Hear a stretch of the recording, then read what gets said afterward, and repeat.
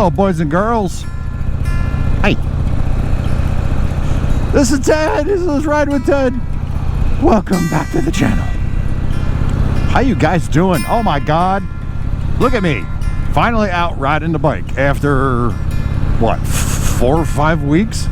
4 weeks? Crazy. The weather has been insane, been horribly busy, and just stuff. So anyway, here we are on a wonderful February day. I'm filming this on Super Bowl Sunday, by the way. And to my European friends, that may not mean anything. In fact, it doesn't mean anything to me either. I am not a football guy. I don't watch football, be it the American football or the European, rest of the world football. I don't watch any of that. I don't watch any ball sports because, as we all know, those sports only require 1 ball, whereas motorcycling requires 2. So, anyway. Yeah, out for a ride today, finally. But first, we have to go get fuel.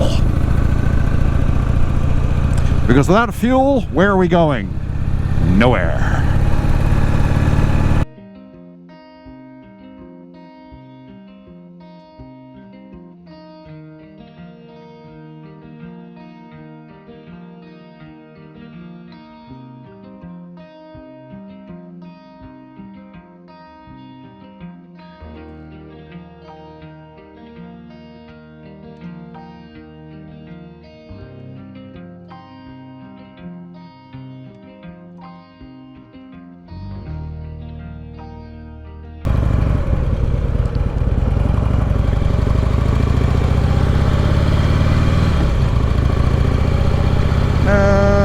Let's go straight.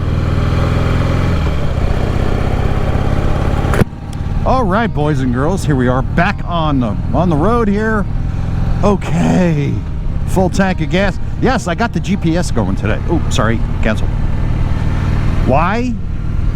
No particular reason. I just felt like having it with me today, just in case if I decide to get lost. And I do that kind of thing once in a while. Anyway, what's happened since the last time I rode? Let's see. That was quite a few weeks ago. Nothing much has happened. It's been rainy. It's been cold, abysmally cold. We had temperatures in the single digits down here in North Carolina, on the coastal North Carolina. Down here in Charlotte, we had temperatures in the single digits. Most of the time we were in the low 20s, and we had snow. Yes, we had snow, and that we got like 5 inches, which was really remarkable actually, and that kind of shut things down for a while. But aside from that, yeah, it was so there hasn't been much to do, and mostly I've been focusing on the book, promoting the book, and that's pretty much it, you know, and band practice, doing band stuff, working on audiobooks. I got hired for 2 more audiobooks, so that has been keeping me busy. I just finished one, and I'm working on another one today. As soon as I get back from my ride, I'm going to continue working on this other one. Hopefully I finish it, then I can get paid. And of course, I'm working on mine. So that has been also a big thing too. I've been trying to get mine finished. And I did a pre-listen. I listened to what I've done so far, and I have to redo about 8 chapters of the book. I have to redo it because the audio quality was low. There were some errors. It didn't sound good. I was rushing, so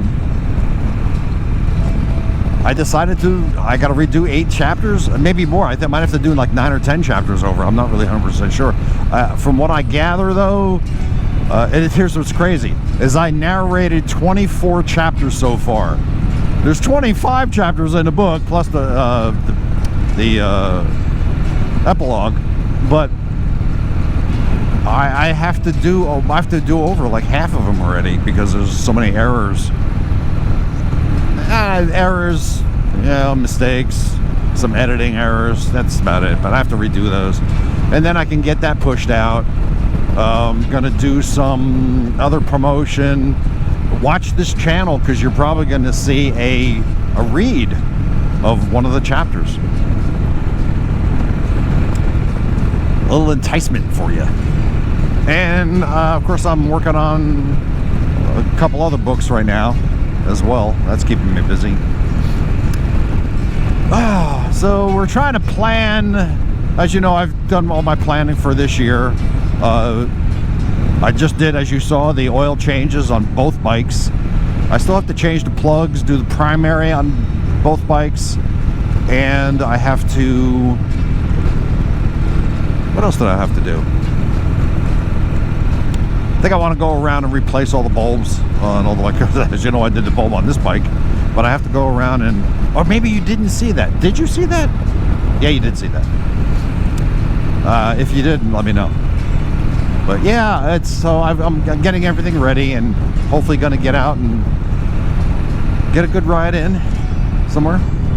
But feet on the highway pegs, that's good. But I'll talk to you about, today I wanted to talk to you about the band thing, because I know some of you were curious. So I am going to tell you about the band thing, and band history, and what it's like about doing the band thing and how that interferes with my riding. I've been doing the band thing for a long time. Back in the 80s, I was doing some heavy metal, some hard rock. And that stretched into the 90s, and then I took a break from the whole thing for quite a few years. And then and my brother Tim and I, and also our brother Chris, we decided to start a John Mellencamp tribute band. So in 1999, we got the people together for that, and we started doing it. And a lot of people say, well, who's John Mellencamp? Well, you know his music more than you think you do. But we did, gosh, in the beginning it was kind of rough because we did bars, and bars is not the place you want to do a tribute band unless everybody knows it. But we managed that for about 5 years or so. We did bars just to get our name out there, just to get our hone our chops a little bit. And then we moved on to doing nothing but what they call A rooms, B rooms, which are like theaters, your concert halls, and casinos. And then your B rooms are your festivals, your street fairs, and things of that nature. We didn't do any private parties, oddly enough, but we were asked at a couple times, and then when we told them how much we needed to get, they said, never mind. But we did that for a long time, and we were doing pretty good. We played, it was hard to get jobs, but we did, on average, about 10 jobs a year. That doesn't sound like a lot for a band, but we were making good money, and we traveled a lot around the Northeast, Virginia, Ohio, Indiana, where else did we go? Maryland, New York, Connecticut, Massachusetts, of course New Jersey, Pennsylvania, Delaware. So we were all along the mid-Atlantic region a lot, and some, you know, the central states. We did pretty good. Yeah, we did all right, and we got some good stuff going on, and it was a lot of fun. My job was lead vocals and guitar. My brother Tim, he did backup vocals and the majority of the heavy guitar work. We had a keyboard player, bass player, of course, and drummer, of course, and we had a female singer. And a lot of personnel changes in the band, a lot of personnel changes for various reasons. Some people weren't cutting it, some people were doing okay, some people were more trouble than they were worth. But you know, that ended, and but in 2020 hit, and we were on track to have the best season ever. We were lined up for, right now at the time, at the beginning of the year, we already had 9 concerts booked for the beginning of the year, and I had an additional 10 that were just working on scheduling. So we were going to be doing on average 2 concerts a month right through the end of November. And then COVID hit. We did 1 show in February, and the hype of COVID was just building up, and it was scaring people.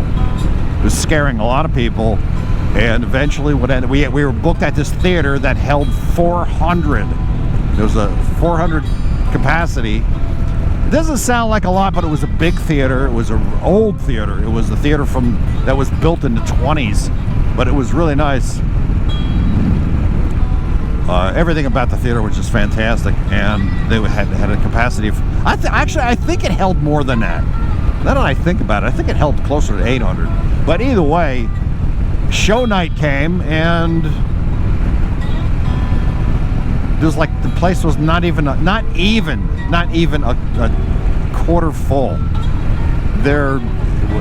I eventually did a hand count, but then it's weird because I was looking at the ticket sales online, and the ticket sales were saying that there was like 150 tickets sold, something like that. It was a big number. It wasn't full, but it was like a lot of tickets sold. And I did a count. I'm counting. I'm like peeking through the curtains, and I'm counting. There was only like 45 people in the audience. So we did the show, and it went over well, and it was okay. And we got paid not even half of what we expected to get paid. So I said, what happened? Like it said there was ticket sales are 150. And a woman who ran the place said, oh, well, we pad that just to make it look like there's a lot of people showing up to encourage sales. Oh, like, that's not good. You don't pad ticket sales. You don't do that. Because then if there's not enough ticket sales, you just cancel the show and give everybody their money back. Well, we didn't want to do that. Well, anyway, so right then and there, I mean, I was a little frustrated. I was a little disenchanted with the whole thing because we were having such a hard time. We had 3 booking agents working for me, right? And they were having a hard time getting us booked. I mean, we had some jobs booked by them, but not enough. So I was a little tired, and mind you, all the promotion, all the legwork, all of the money that had to get put out was coming out of my pocket alone. And plus, at the time, I was still working a full-time job. So I just, you know what? I just thought, I can't do this anymore. So I turned in my resignation in the middle of the year in June or July. I just wrote a lengthy email to everybody and said, look, I'm sorry guys, but I'm done. I'm not doing this anymore. And but we saw the writing on the wall at the close of the year before, when our drummer, who had been with us for 12 years, he said, I can't do this anymore because I'm not making enough money and I'm not playing enough, because that's what he did for a living. So he went and joined, he was with another band. He was with the Grateful Dead band, and they were doing really, really good. So he moved on, and I kind of knew right there that was the end of it anyway. So pulled the plug on that. That's it. I left the band. Tim left the band too. I knew I was moving to North Carolina anyway. So, a year and a half later, a little over a year later, here I am in North Carolina. So, and then I was just dormant for the entire time, just, playing guitar by myself, doing some recording, nothing crazy. But then Tim and I said, okay, I think we should let's do something. So we found some guys, and we put together a band, and we're in the middle of our rehearsals now.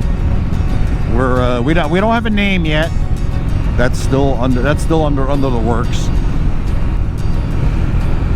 this is fun. We're having a lot of fun doing this. We've still got a few more songs to polish up, and once we're all polished, we'll get out there and start doing our gigs. It's the hard part about it is getting the jobs, and because we are starting so late, we're gonna miss out on a lot of the summer concerts things. We're gonna miss out on some of the other stuff, but there'll be gigs, and we're gonna get out there and have some fun. But it's a lot of fun. I enjoy playing, I enjoy performing, I enjoy playing my guitar, I enjoy singing, and I enjoy making the money. So now we're doing something totally different. The agents that I used before are still willing to work with me, and I don't know what that's going to do for us, seeing how we're a cover band now, but we'll see. And once we have a band name, I'll set up a website and I'll give you guys all the information about it, and I'll start a YouTube channel for that, and we'll see how that goes. Oh boy. Oh, if you're interested in some music that I've done privately, look at this right here. This is a CD I released in 2013. It's a solo project I did. So if you're interested, yeah, get it. It's on Spotify. And I think you can even, I don't know if you can get it on Amazon anymore. I had 100 copies of the CD printed and they're all gone. I actually have 2 copies. 2? I've got 3 copies of my own. But that's it. There are no more. And would I print anymore? Yeah, I don't know. But it was a fun process. So if you're interested, there it is. If you're going to buy the CD, make sure you buy my book. Buy the book too. Well, that's it, boys and girls. There you go. The history of Ted and music. I hope you thought that was interesting. But here we are out on a road I've never been on.